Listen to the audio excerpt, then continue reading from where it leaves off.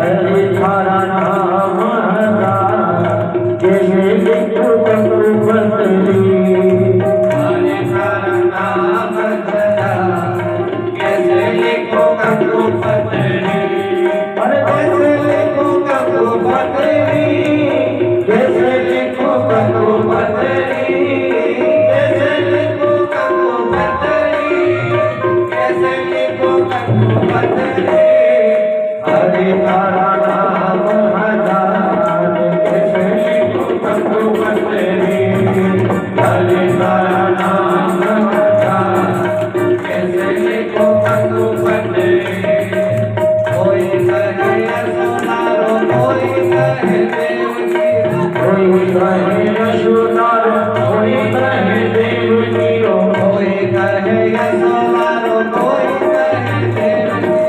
कोई कहे यशोदारो कोई कहे देवकी। कोई कहे नंद सिरोलाल कैसे बनो रघुपति।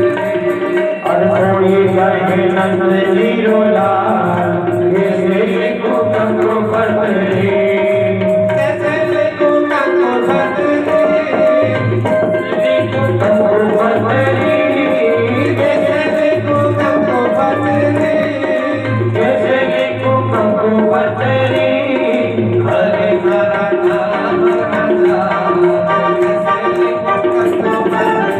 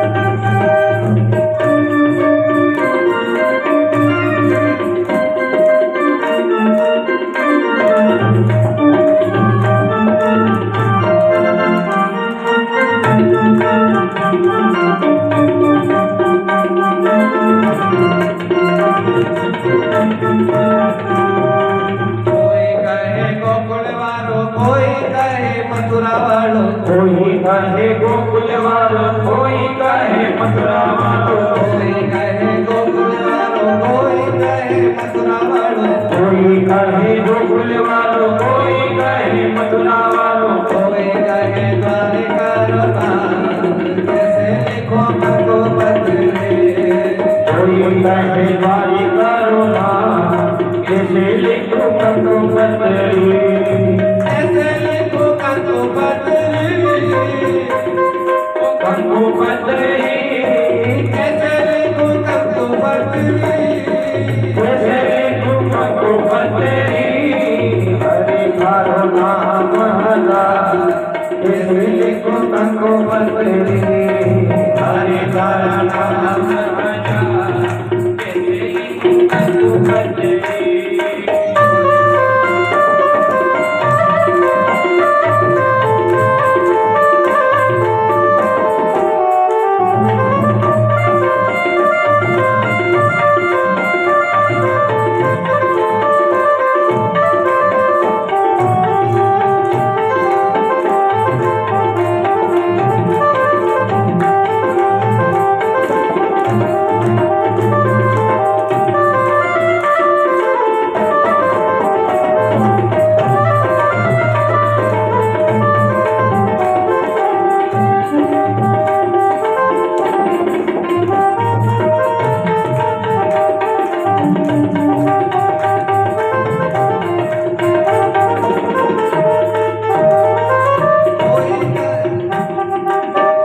कहे राधापति, कोई कहे रुक्मणपति, कोई कहे राधापति, कोई कहे रुक्मणपति, हर कोई कहे राधापति, कोई कहे रुक्मणपति, कोई कहे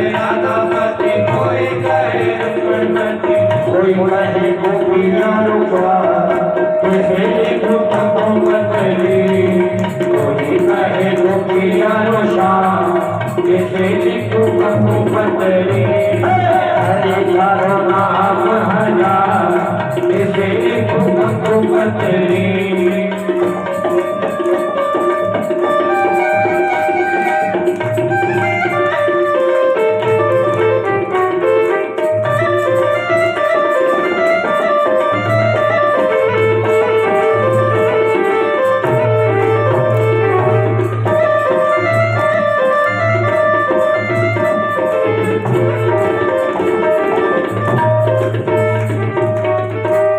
हरे तुम्हारा नाम हजार और कैसे लिखूं गंगू। अब भगवान कहते हैं, भगवान को कहते हैं कि तेरे तो हजारों नाम है, अब जो भी नाम होगा मैं तो तू मेरा सामल सा है, और सामल सा नाम से पत्रिका जो है पीपली के पेड़ के पास पर रहता है।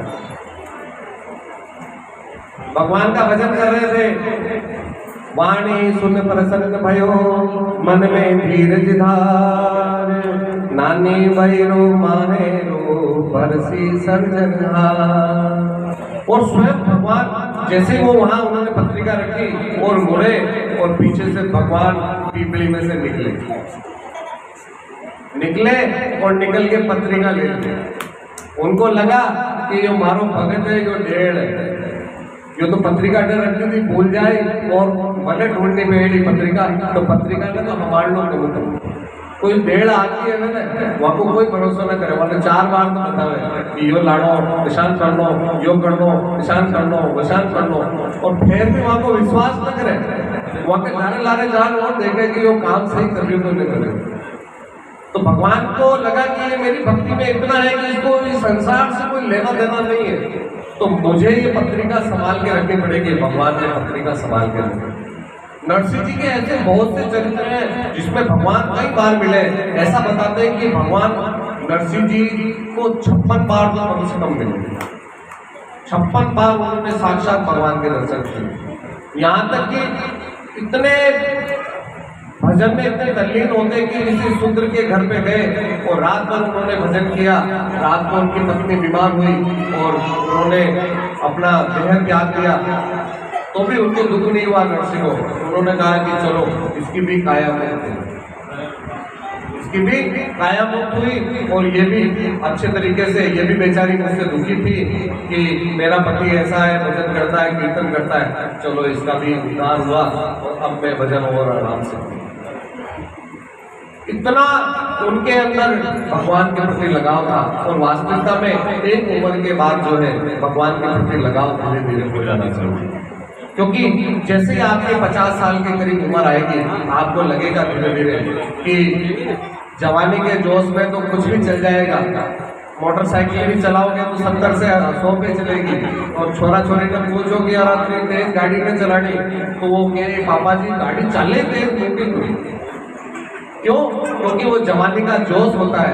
और धीरे धीरे जैसे जैसे 45-50 की उम्र आती है धीरे धीरे आदमी को पता पड़ने लगता है कि ये सब चीजें मिथ्या है और आखिर में जाना तो वही है। इसलिए भगवान का भजन कीर्तन करते रहे, भगवान का भजन कीर्तन करते रहे, और नरसिंह मेहता भी भगवान का भजन कीर्तन कर रहे थे। अब उनकी पत्नी का जब द्वादशा आया, 12वां होने लगा, तो नागर जाति में क्या होता है कि पूरे समाज को बुलाना पड़ता है। गांव के लोग गए तो उन्होंने नरसिंह मेहता ने कहा कि देखो ऐसा है कि सारंगधर नाम का एक व्यक्ति गया उनके पास में, जाके बोला कि महाराज तुम्हारी पत्नी मर गई है, तो द्वादशा में ये नियम है, पुराने जमाने में ये नियम होते थे कि पूरे गाँव को जिमाना पड़ता था, चाहे आदमी की स्थिति हो या नहीं। उन्होंने कहा देखो मैं तो अंधे कोड़ियों को इनको जिमा दूंगा, बाकी मैं और किसी को जिमाने वाला नहीं। अब गांव के कुछ नेता थे, उन्होंने कहा नहीं ऐसे कैसे हो सकता है, तू तो हारी जगह जीवन आ जावे, जी के छावे जी के जीवन आ जावे, और मैं थारे जिंदगी की पाती आई तो तू नट रहे हो। गांव में बोलते हैं ना कि आपने सब जगह जीव के आ गया और अब जिमाने की पाती आई तो क्या कर रहा है, कुछ नहीं कर रहा है। गांव के लोग इकट्ठे हुए, विचार विमर्श हुआ, उसके ऊपर दबाव बनाया गया। जब दबाव बना तो नरसिंह मेहता ने सोचा कि ये दबाव बना रहे